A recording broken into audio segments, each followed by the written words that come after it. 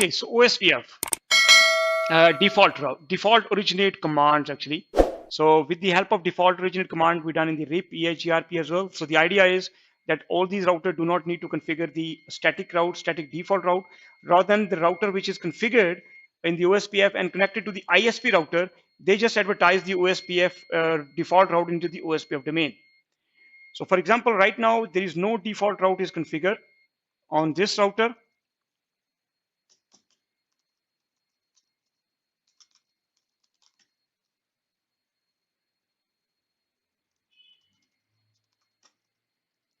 So there is no default route configured. So if that's mean, for example, the gateway of the last resort is not set.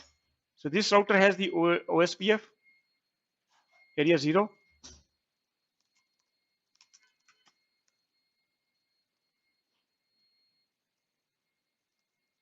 So the command is default originate command.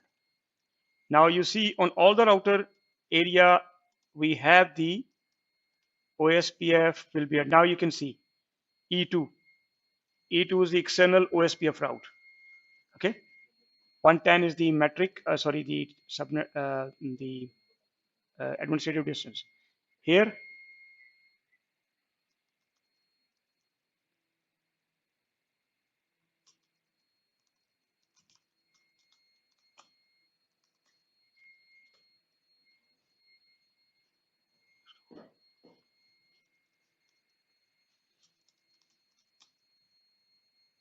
also we have here,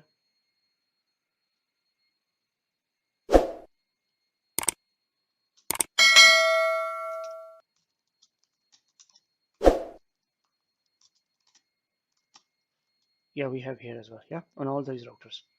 So with just one command, default originate command, we get the default route on all the router. Okay.